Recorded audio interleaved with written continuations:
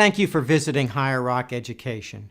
We hope that this video helps you understand several issues when evaluating the public debt. Let's look at the facts about the United States national debt. In May 2015, the U.S. national debt exceeded $18.2 trillion, or nearly $57,000 per citizen. The balance increased 229% between 1997 and 2014. Just take a look at the graph to see the exponential growth. The debt payment to GDP has increased every year but two since 2001. But let's not get lost here. What do these figures really mean? Is the U.S. going bankrupt anytime soon? No, absolutely not. Should we be concerned? Absolutely. First, bankruptcy. Bankruptcy is an accounting term.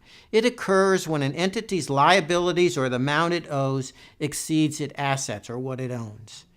$18 trillion is mind-boggling. But the U.S. has enormous assets, including its land, buildings, and investments. Natural resources held on its land total hundreds of trillions of dollars.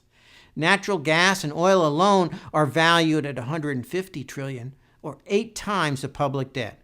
No, the U.S. isn't going bankrupt anytime soon because clearly the U.S. assets far exceeds its liabilities. But the U.S. has used borrowed money to finance the recovery of a recession and 2 wars. GDP is a measure of a country's income. Debt obligations are the amount that the government is contracted to pay on its debt annually.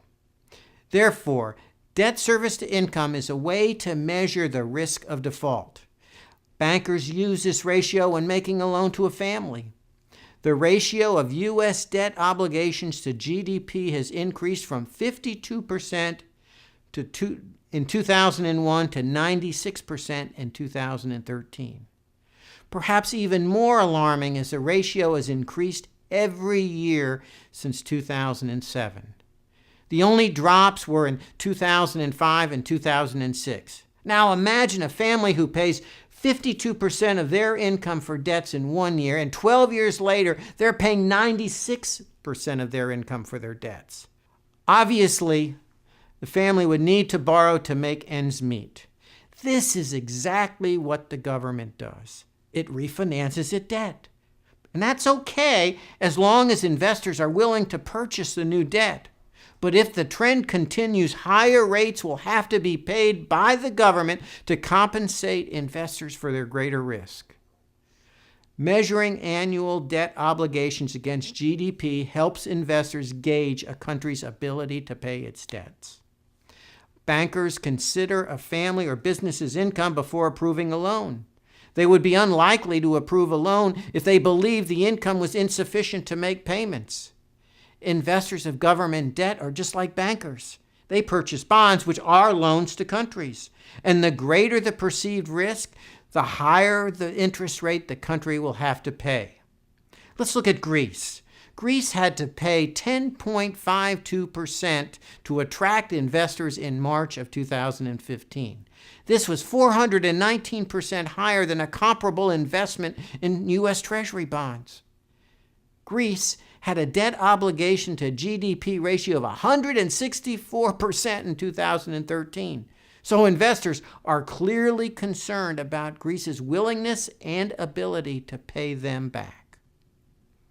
Businesses compete with governments for borrowed funds. For example, if a pool of investment dollars is $30 trillion and the U.S. Treasury borrows $20 trillion, it leaves only $10 trillion for businesses and families. The smaller supply of lendable funds may cause businesses to bid up the interest rate to secure the money they need for a project.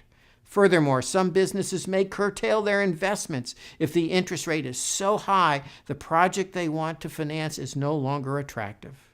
Economists call this the crowding out effect. The government's demand for money crowds out the private sector. Investment slows, and in turn, the economy's growth is stifled.